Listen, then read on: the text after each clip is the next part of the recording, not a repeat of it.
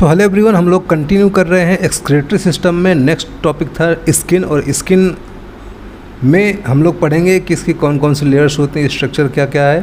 So continue करते हैं। तो स्किन एक ऐसा ऑर्गन है जो हमारी बॉडी को काफ़ी सारी चीज़ों से सुरक्षा प्रदान करता है, ठीक है, प्रोटेक्ट करता है। जैसे कि हम बात करें कि इसमें कुछ डेरिवेटिव्स इसके भी होते हैं ऑर्गन, जस्ट लाइक नाखून हो गए, कुछ रोम जिनको बोलते हैं, कुछ हेयर लाइक स्ट्रक्चर जो होते हैं, और इसमें स्वेट ग्लैंड हो गई, ऑयली ग्लैंड हो गई, है ना। ये क्या करती हैं, कुल मिला के हमारी बॉडी को प्रोटेक्ट करती हैं आउटर कवरिंग में से, ठीक है।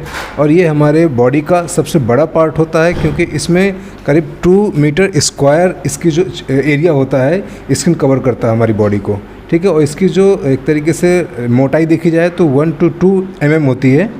बात करते हैं स्ट्रक्चर की, तो स्ट्रक्चर में आना बहुत ज़रूरी है, क्योंकि एग्ज़ाम में पूछ भी लेता है कि किस तरीके से इसका स्ट्रक्चर आना चाहिए कि नहीं आना चाहिए। सो इसमें देख लेते हैं लेयर कौन कौन सी होती हैं और कौन कौन से इसमें कंटेंट होते हैं। सो फर्स्ट हम बात करते हैं जैसे कि इसमें डर्मिस, एपिडर्मिस और सबक्यूटेनियस, ठीक है। ये एक तरीके से लेयर होती है, मेनली 2 होती हैं। एपिडर्मिस होती है जो कि आउटर लेयर होती है, और डर्मिस जो होती है वो इनर लेयर होती है, ठीक है। अब इन्हीं के हम लोग इनके बारे में डिटेल में पढ़ेंगे कि डर्मिस लेयर का काम क्या होता है और एपिडर्मिस लेयर का काम क्या होता है, ठीक है। तो स्ट्रक्चर में भी ध्यान रखिएगा, बेसल सेल्स कहाँ आती हैं, मेलानोसाइट्स कहाँ पे आते हैं, ठीक है। स्वेट ग्लैंड किस लेयर पे सिचुएटेड होती हैं। देन कुछ लिम्फ वेसल्स होती हैं, वो कहाँ पर सिचुएटेड होती हैं। Fat cells, blood vessels, hair follicles और स्वेट ग्लैंड्स, ठीक है। बात कर रहे हैं इसके फंक्शंस ऑफ द स्किन। तो इसमें एक तरीके से हमारे बॉडी का टेम्परेचर वो मेंटेन करता है, ठीक है। So regulation of body temperature. Then क्या होता है कि आउटर कवरिंग होती है जो हमारे बॉडी को बाहर के फॉरेन मटेरियल्स या बाहर के जो हार्मफुल सब्सटेंसेस होते हैं उनसे हमारे बॉडी को थोड़ा सा ये प्रोटेक्ट करती है, सुरक्षा प्रदान करती है। देन एब्जॉर्प्शन हो गया जिसको बोलते हैं अवशोषण, और एक्सक्रीशन हो गया है, एक्सक्रीट करती है। स्टोरेज भी होता है। देन सीक्रेशन का भी काम होता है। एसिड बेस बैलेंस भी मेंटेन करती है। देन कुछ सेंसेशन रिसेप्टर्स होते हैं जो सेंस करते हैं। सिंथेसिस होता है जो जिसमें विटामिन डी वगैरह हो गया, इनका सब आगे अगर आता है तो हम लोग डिटेल में पढ़ेंगे। हालांकि आपके में इतना है नहीं, क्योंकि जो जीएनएम में कुछ कोर्स है वो बहुत कम दिया गया है, ज़्यादा डिटेल में नहीं दिया गया है, जो कि बीएससी नर्सिंग में ज़्यादा है। देन है वाटर बैलेंस, ठीक है। अब इसका नेक्स्ट डिस्कस करते हैं कि स्ट्रक्चर ऑफ द सेल। तो त्वचा की संरचना, स्किन की जो स्ट्रक्चर है उसमें डर्मिस और एपिडर्मिस। डर्मिस जो होती है आउटर कवरिंग होती है वो एपिडर्मिस, और जो डर्मिस होती है वो इनर कवरिंग होती है। अब जो हमारी स्किन होती है, हमारी पूरी बॉडी का अराउंड 15% जो वेट होता है ना, वो हमारे स्किन का होता है। अगर बॉडी का वेट 100 kg है तो मान लीजिए इसमें 15 kg बॉडी का वेट स्किन का ही है खाली, है ना। अब डर्मिस और एपिडर्मिस कई लेयर में डिवाइड होती हैं, ठीक है, और एक के ऊपर एक जैसे बेस बनता है ना, एक के ऊपर एक इस तरीके से। तो ये बेसमेंट मेम्ब्रेन के द्वारा ही आगे ऊपर बढ़ती हैं। डर्मिस नीचे होती है, ठीक है, और डर्मिस के भी नीचे एक पाई जाती है जिसको बोलते हैं हाइपोडर्मिस, ठीक है, जो एक तरीके से सॉफ्ट टिश्यू से मिलकर बनती है। एपिडर्मिस की बात करते हैं तो जो एपिडर्मिस है सुपरफिशियलिस होती है, और इसकी मोटाई हमारी बॉडी के कई पार्ट में अलग अलग होती है। जैसे कि हथेली में और तलवों की मोटाई काफ़ी अच्छी होती है और सख्त होते हैं ये लोग। और बात करें पलकों की, होठों की तथा पैरों की आंतरिक सतहों की, तो ये बहुत पतली और कोमल होती हैं, है ना। एपिडर्मिस की बात करें तो इसकी एपिडर्मिस की लेयर्स हैं, ठीक है। एपिडर्मिस में आता है स्ट्रेटम कॉर्नियम, ठीक है, जो कि ऊपर थोड़ा सा ये काफ़ी मोटी होती है वाली लेयर। सिर्फ एपिडर्मिस बात कर रहे हैं ऊपर सुपरफिशियलिस वाली। उसके बाद होती है stratum लिसिडम, then stratum granulosum, then है स्ट्रेटम स्पाइनोसम, देन है स्ट्रेटम बेसल, देन है बेसमेंट मेम्ब्रेन। उसके बाद आ जाती है डर्मिस, ठीक है। अब बात करें कि एपिडर्मिस के अंदर काफ़ी सारी नर्व्स होती हैं और नर्व्स और ब्लड वेसल्स बहुत कम होती हैं, है ना। और एपिडर्मिस का स्वस्थ रहना भी 3 प्रक्रियाओं द्वारा उत्पन्न होता है, जैसा कि जो क्रिएटिन से युक्त कोशिकाएं होती हैं उनका सतह से हट जाना होता है और निरंतर क्रिएटिनाइजेशन होता है, ठीक है। इसके द्वारा क्या होता है, जो क्रिएटिन युक्त कोशिकाएं होती हैं वो सतह पर पहुंच जाती हैं और भीतरी सतह पर निरंतर कोशिका विभाजन द्वारा जो नई कोशिकाएं बनती हैं उनको सतह पर भेजना होता है।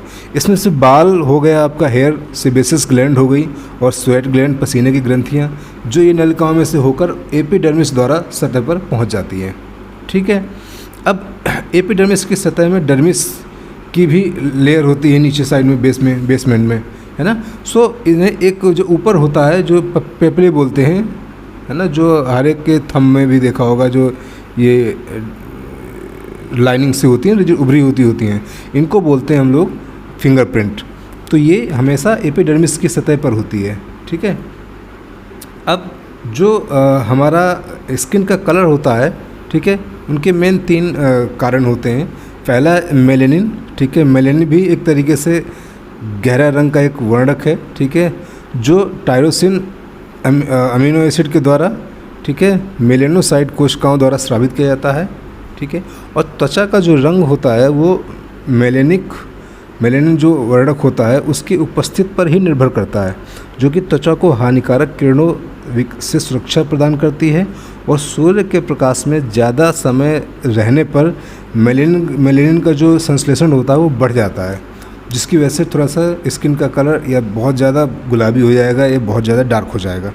देन जो स्किन का जो कलर होता है उसमें जो उपस्थिति हमारे प्रेजेंट जो होते हैं हीमोग्लोबिन, उसका जो स्तर होता है वो डर्मिस में जो ब्लड का सर्कुलेशन होता है डर्मिस लेयर पर, उसकी मात्रा पर डिसाइड होता है कि त्वचा का कलर थोड़ा सा फेयर होगा या डार्क गुलाबी होगा।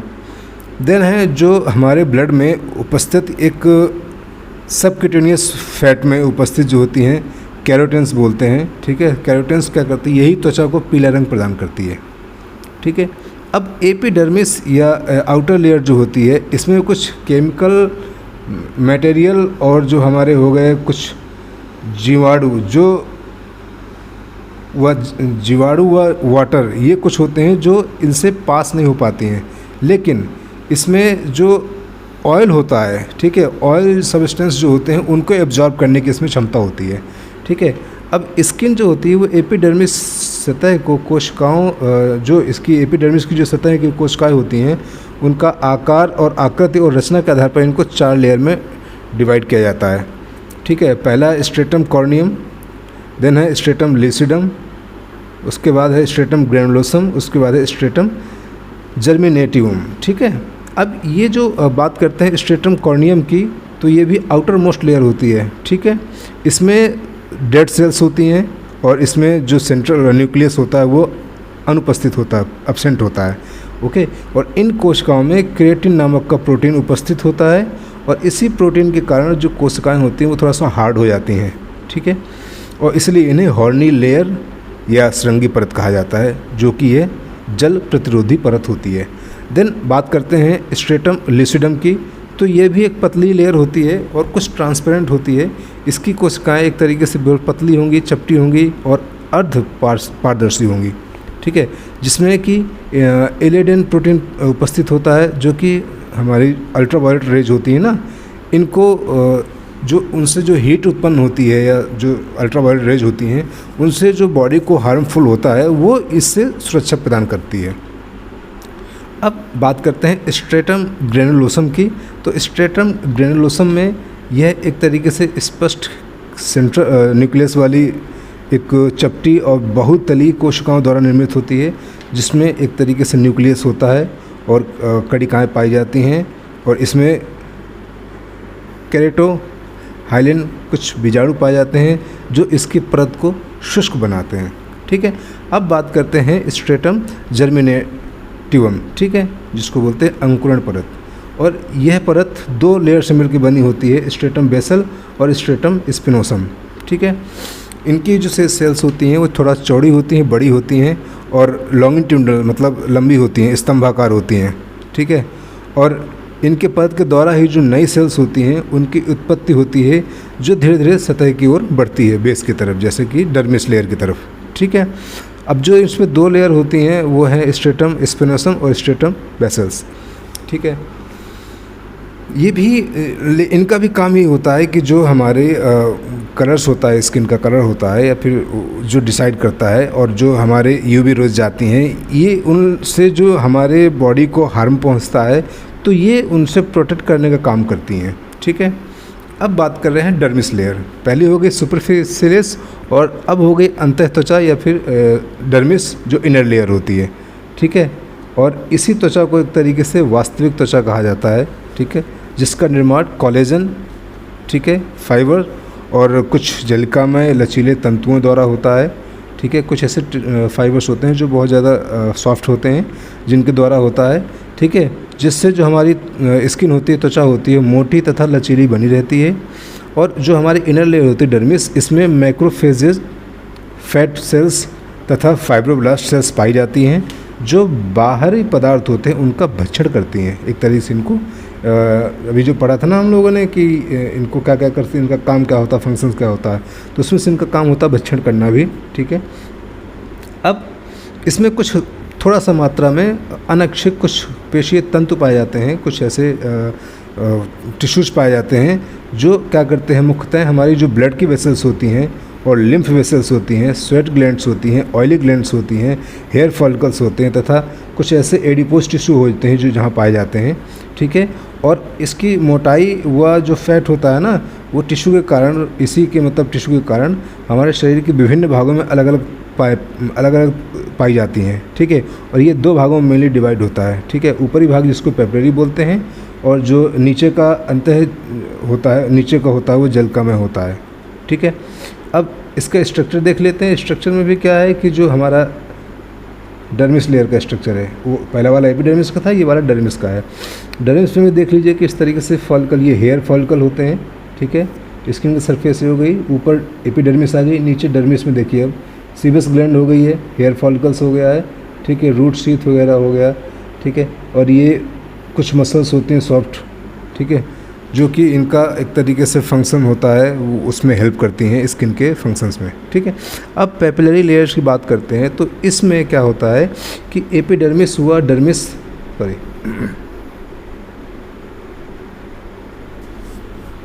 पेपिलरी लेयर में क्या करती है, इस भाग में जो एपिडर्मिस का होता है ना, वो डर्मिस, दोनों एक दूसरे में धसे होते हैं, एक तरीके से ऊपर से नीचे थोड़ा सा एक दूसरे में बिल्कुल मिक्सअप होते हैं। और इस क्षेत्र में जो कोशिकाओं के कुछ गुच्छे पाए जाते हैं, बंच ऑफ द सेल्स पाई जाती हैं।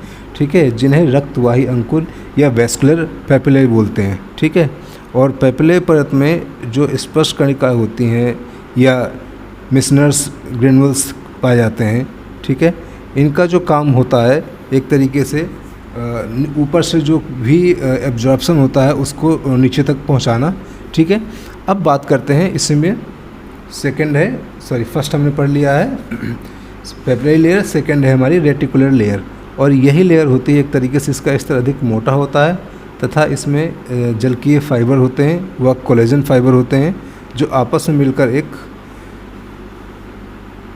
अंतर्गुथित अवस्था में पाए जाते हैं। और इस स्तर में अनेकों स्थान पर मास्ट सेल या माइक्रोफेजेस या मेलानिन वर्णक पाए जाते हैं, जो हमारे स्किन का कलर डिसाइड करते हैं। ठीक है, अब स्किन के कुछ ऐसे एसेसरी ऑर्गन हैं जो सहायक होते हैं और भी उनके फंक्शंस में हेल्प करने में। तो जैसे स्वेट ग्लैंड हो गई, ठीक है, सेबेसियस ग्लैंड हो गई, हेयर हो गए, नेल्स हो गए, ठीक है, टेक्टाइल कार्पसल्स हो गए और ब्लड वेसल्स हो गई। बात करते हैं स्वेट ग्लैंड की, तो स्वेट ग्लैंड डर्मिस लेयर में ही पाई जाती हैं। इतना याद रखना है कि एपिडर्मिस लेयर में क्या क्या होता है और डर्मिस लेयर में क्या क्या होता है। तो अब स्वेट ग्लैंड कहाँ होती हैं, डर्मिस लेयर में होती हैं। ठीक है, और इसमें मेनली जो एक्सक्रेटरी डक्ट होती हैं, ठीक है, ये ऊपर के त्वचा पर खुलती हैं ताकि ये एपिडर्मिस के लेयर पर जाके स्वेट जो पसीना होता है ना उसको बाहर निकाल सकें। ठीक है, अब ये भी अलग अलग डिसाइड होता है शरीर के जो बॉडी के पार्ट्स होते हैं, जैसे कि हमारे हथेलियों पर, ठीक है, या पाँव के तलवों के नीचे, ठीक है, यहाँ पर ज़्यादा स्वेट ग्लैंड पाई जाती हैं। जबकि होठों के किनारे पर या मध्य हमारे उल्वा के आंतरिक होठों के तथा हमारे जो पेनिस होता है उसके ऊपर भी कुछ स्वेट ग्लैंड होती हैं। ठीक है, ये एक तरीके से जो स्वेट एक्सक्रीशन होता है, ये एक तरीके से ऐसा स्रावित पदार्थ होता है, ठीक है, जो एक कंटिन्यूस मतलब एक तरीके से सीक्रेशन होता रहता है और इसका फॉर्मेशन ब्लड में से होता है, ठीक है, और जिसमें मुख्यतः जल, कुछ लवण व अन्य अल्प मात्रा में व्यर्थ पदार्थ सम्मिलित होते हैं और त्वचा से वाष्पीकरण प्रक्रिया द्वारा पसीना शरीर से बाहर निकलता है, वाष्पीकरण प्रक्रिया, ठीक है, जो कि हमारे क्या करता है, बॉडी के ताप को या टेम्परेचर को मेंटेन करता है, ठीक है। स्वेट ग्लैंड का काम ये भी होता है कि एक तरीके से आपके बॉडी के टेम्परेचर को मेंटेन करना। अब जो हमारी स्किन की ग्लैंड्स देख लीजिए, अभी बताया था मैंने कि हेयर फॉलिकल्स हो गया है, ठीक है, ये डक्ट हो गई है जिनमें से आउट होता है ऊपर, सेबेसियस ग्लैंड हो गई है, ठीक है, ये डर्मिस लेयर हो गई, एपिडर्मिस हो गई है, ठीक है। अब यहाँ पर होती है स्वेट ग्लैंड, ठीक है। अब बात करते हैं सेबेसियस ग्लैंड की, ठीक है, तो यह डर्मिस लेयर में ही पाई जाने वाली गुच्छेदार या नाशपाती के आकार की होती हैं और इन्हीं को बोलते हैं तैलीय ग्रंथियाँ या ऑयली ग्लैंड, ठीक है, जो कि हमारे हेयर फॉलिकल के पास आकर खुलती हैं, ठीक है, और इसमें से जो वेस्ट मटेरियल होता है एक तरीके से ऐसा पदार्थ सीक्रेट होता है, ठीक है, जो कोशिकाओं को एक तरीके से विघटन होने से मिलता है। देखिए जैसे कि हमारा ये हेयर फॉलिकल्स है ना, ये, ठीक है, तो अब हेयर फॉलिकल्स यहाँ तक आया है, अब इन्हीं के बगल से ये सीबस ग्लैंड है ना, सीबेसियस, ठीक है, सेबेसियस ग्लैंड यहीं से कोने में पाई जाती है, इन्हीं के सहारे ये अपनी मटेरियल को बाहर निकाल देती हैं। इसका जो श्रवण जो होता है ना, वो एक तरीके से एरेक्टर पाइलोरम मसल्स के कॉन्ट्रैक्शन के द्वारा होता है, ठीक है, और जो सीबम का फॉर्मेशन होता है वो हमारे फैटी एसिड तथा कोलेस्ट्रॉल के द्वारा होता है। और सीबम में जो कुछ ऐसे होते हैं ना हानिकारक जीव, जैसे बैक्टीरिया और फंगाई के लिए एक तरीके से अवरोध या जीवाणुनाशक के रूप में काम करता है, ठीक है। और सीबम में पाए जाने वाला एक तरीके से एर्गोस्टेरॉल एक फैटी एसिड होता है जो सूर्य की किरणों की उपस्थिति में विटामिन डी का संश्लेषण करता है, ठीक है। और सीबम क्या करता है, त्वचा को एक तरीके से नम व लचीला बनाए रखता है और यह ग्रंथियां मुख्यतः बालों की अधिकता वाले स्थान पर पाई जाती हैं तथा हथेलियों व पाँव के तलुओं पर अनुपस्थित रहती हैं, ठीक है। अब बात कर रहे हैं हेयर की, ठीक है, तो हेयर भी एक तरीके से केराटिन से बना होता है, ठीक है, एक ऐसी स्ट्रक्चर होती है जो कि त्वचा से उत्पन्न होती है और यह एक नलिकाकार संरचना होती है जो त्वचा के बाह्य कठोर भाग का ही परिवर्तित रूप है। और रोम का विकास एक तरीके से रोमकूप से होता है, ठीक है, एक तरीके से इसमें भी सेल्स की एक गुच्छा पाया जाता है, एक तरीके से सेल्स का बंच ऑफ द सेल्स होती हैं, ठीक है, जिन्हें हम लोग हेयर बल्ब कहते हैं, ठीक है। और इस ब्लड में से इनके लिए एक तरीके से न्यूट्रिशन प्रोवाइड कराया जाता है, ठीक है, और यही क्या करती हैं, धीरे धीरे ऊपर की तरफ इनको हेयर फॉलिकल्स बढ़ाते जाते हैं, ठीक है। तो जो हमारे हेयर बढ़ते हैं इसी वजह से बढ़ते हैं, इनमें न्यूट्रिशन मिलता जाता है, ठीक है।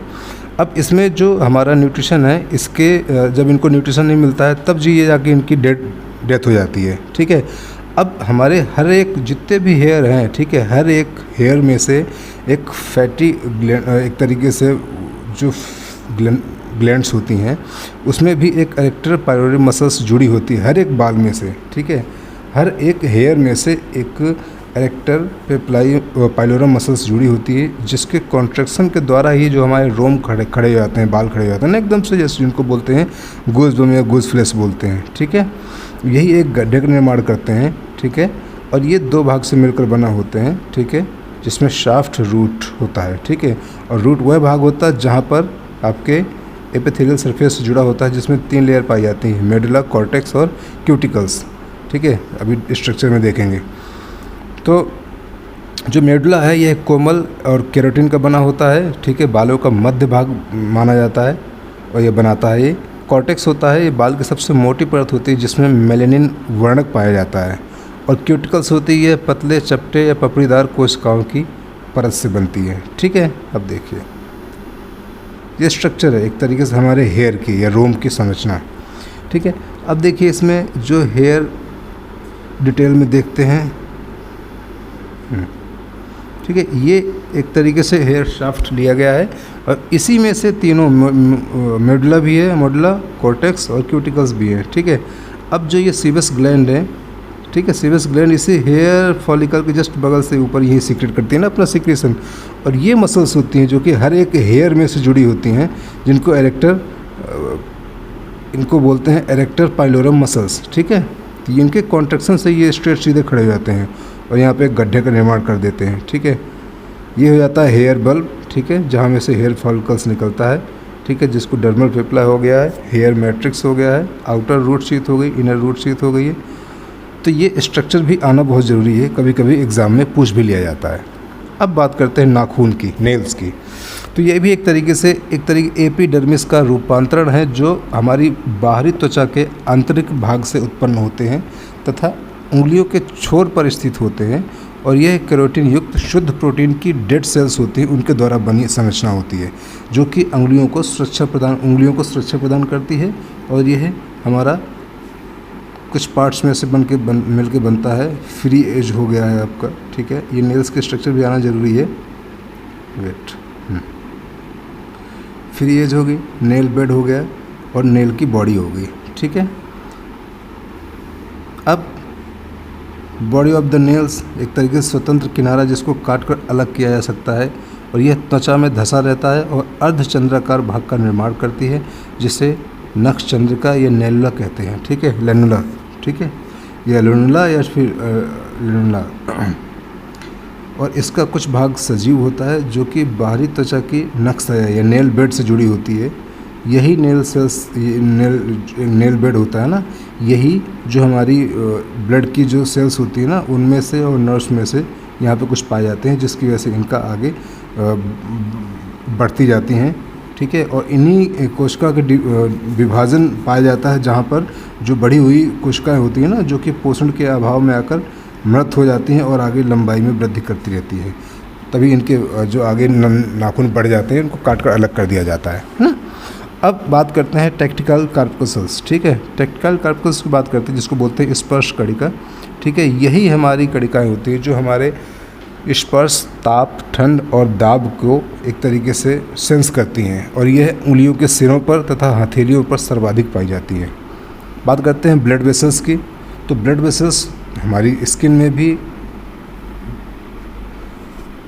ब्लड सर्कुलेशन अच्छी मात्रा में होता है, और यही क्या करती है, हमारे त्वचा को एक तरह स्किन को न्यूट्रिशन प्रोवाइड कराती हैं, ठीक है। अब फंक्शंस ऑफ द स्किन हम स्टार्टिंग में पढ़ चुके हैं, पर थोड़ा सा डिटेल में और पढ़ लेते हैं। ताप का नियमन एक तरीके से मेन टेम्परेचर को रेगुलेट करता है, ठीक है। त्वचा पर असंख्य स्वेट ग्लैंड पाई जाती हैं, ठीक है, जिनके द्वारा पसीना छिद्र में से बाहर निकलता है और बाहर की त्वचा पर उत्सर्जित किया जाता है, और जिसका निरंतर वाष्पीकरण होकर यह त्वचा को ठंडक बनाए रखता है, ठीक है। फर्स्ट हो गया। सेकेंड है प्रोटेक्शन। ये भी एक तरीके से जो शरीर का बाहरी है रक्षात्मक आवरण बनाती है, जो हमारे कोमल अंगों को, मांसपेशियों को, रक्तवाहिनियों को, ठीक है, नर्व्स को सुरक्षा प्रदान करती है, तथा शरीर में से द्रव की क्षति तथा हानिकारक जीवाणुओं को शरीर में प्रवेश करने से रोकती है।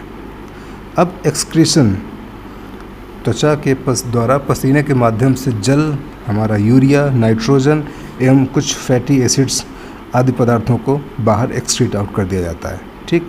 एब्जॉर्प्शन बात करें तो कुछ मात्रा में ये हमारे फैटी एसिड तथा विटामिन्स का एब्जॉर्प्शन भी करती हैं, है ना। स्टोरेज की बात करें तो इसमें भी फैट, ग्लूकोज, विटामिन्स, ठीक है, वाटर एंड कुछ मिनरल्स होते हैं, जिनका एक तरीके से स्टोरेज भी होता है, जो कि सबक्यूटेनियस टिश्यूज में किया जाता है। अब सिक्रीशन, जो कि त्वचा की जो स्वेट ग्लैंड है या सेबेसियस ग्लैंड है, ठीक है, इनके द्वारा फैटी एसिड का सिक्रीशन किया जाता है, जो कि त्वचा को नम व जीवाणु को नष्ट करने में सहायक करते हैं, ठीक है।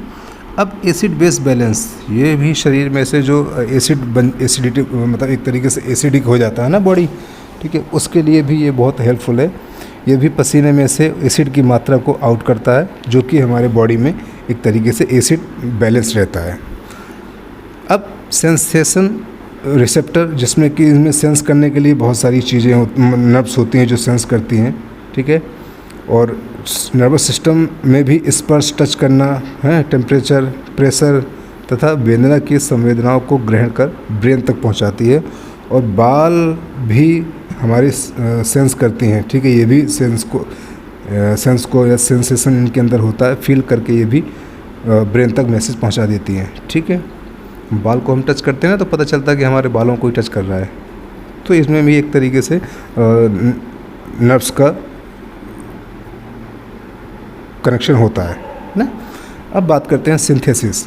सिंथेसिस भी त्वचा द्वारा शरीर में उपस्थित एर्गोस्टेरॉल, ठीक है, फैटी एसिड को अल्ट्रावायलेट किरणों द्वारा कोलेस्ट्रॉल में परिवर्तित करने में सहायता करती हैं, ठीक है। अब वाटर बैलेंस करती हैं, जिसमें पसीने के निर्माण तथा उसके वाष्पीकरण द्वारा शरीर को जल संतुलन बनाए रखने में हेल्प करती हैं।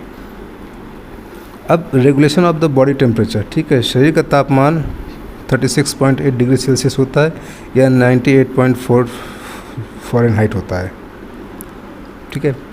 इसमें व्यायाम, संध्या समय या अंडोत्सर्ग के समय 0.5 डिग्री सेल्सियस से 0.7 डिग्री सेल्सियस तक की अधिकता पाई जाती है, ठीक है, जब हम मतलब एक्सरसाइज कर रहे होते हैं, ठीक है, या शाम के समय,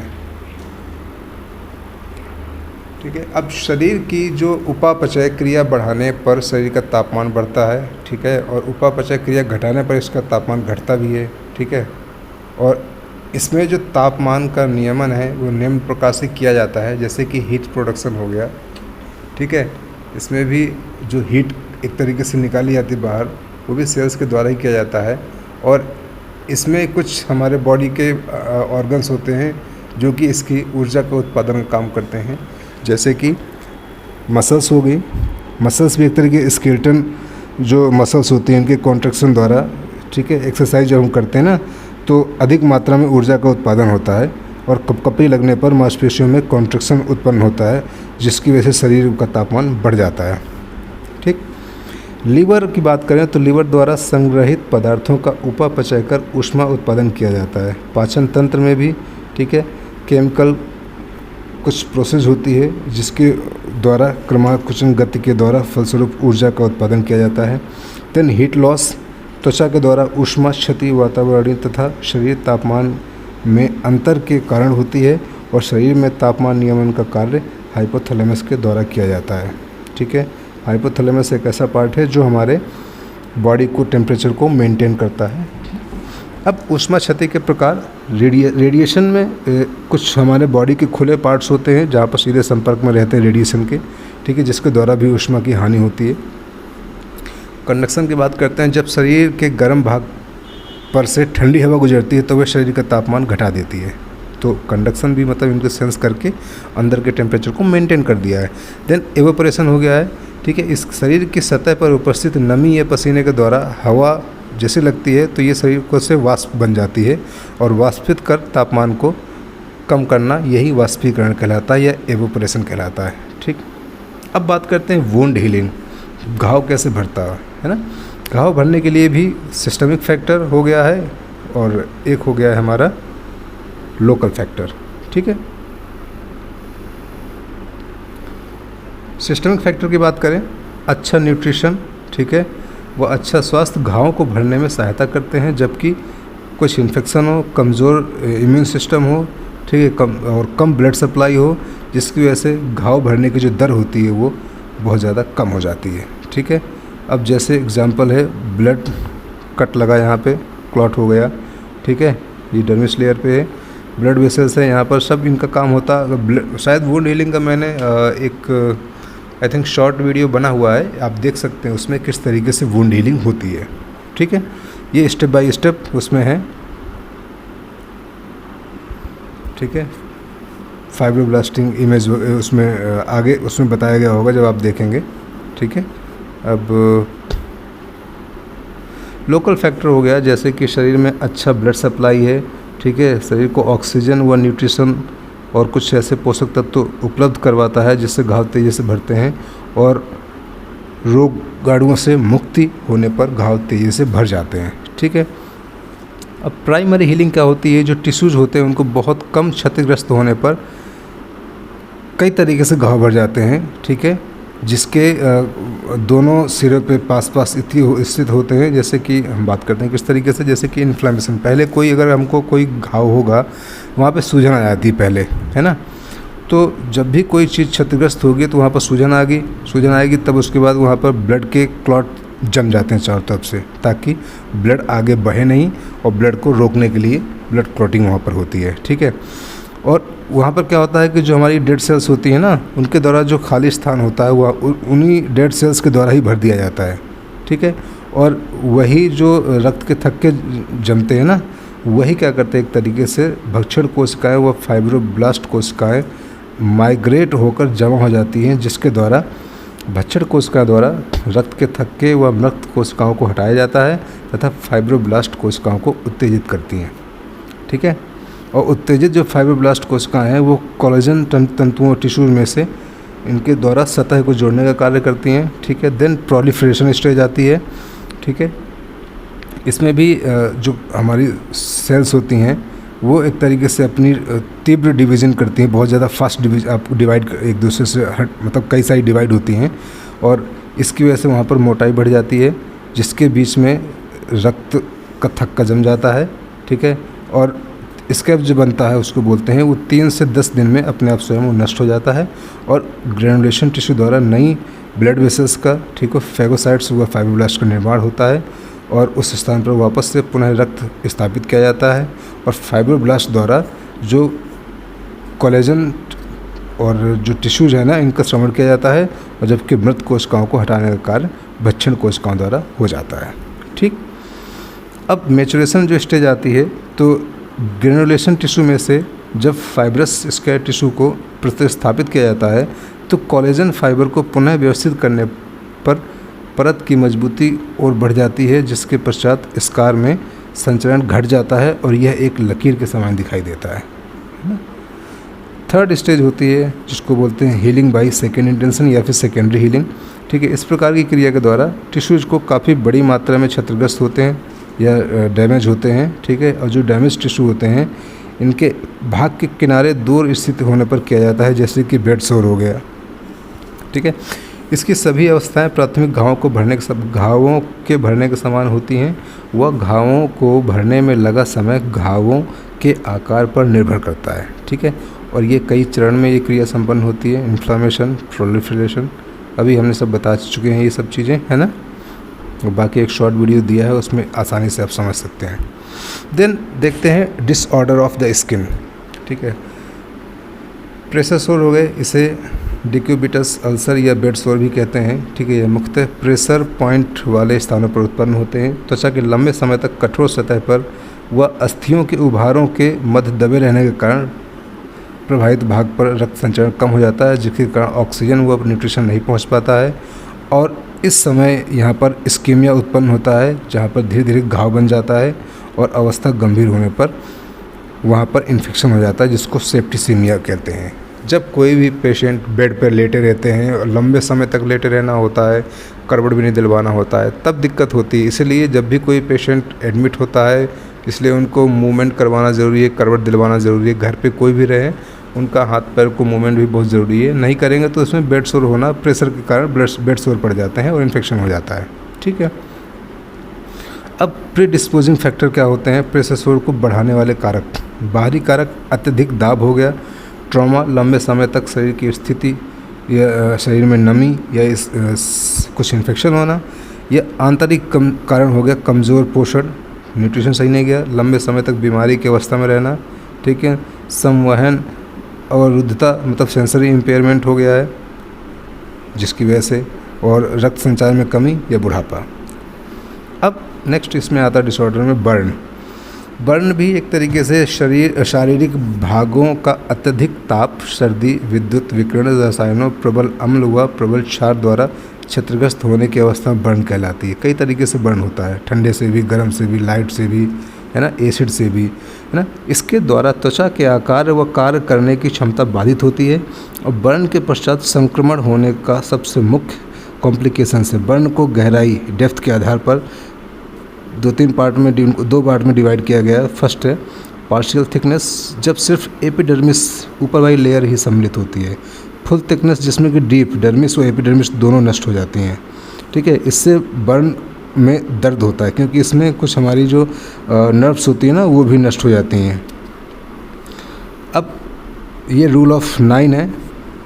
ठीक है, तो रूल ऑफ 9 के द्वारा ही नापा जाता है किस तरीके से बर्न हुआ है। फेस 9% कवर करता है, जिसमें कि इंटीरियर 4.5%, पोस्टीरियर 4.5%, चेस्ट 36%, ठीक है। 9 चौके 36, 9 × 4, 18% इंटीरियरली और 18% बैक। इनको भी मिड से आप डिवाइड कर देंगे तो लेफ़्ट राइट 9 होगा, ठीक है।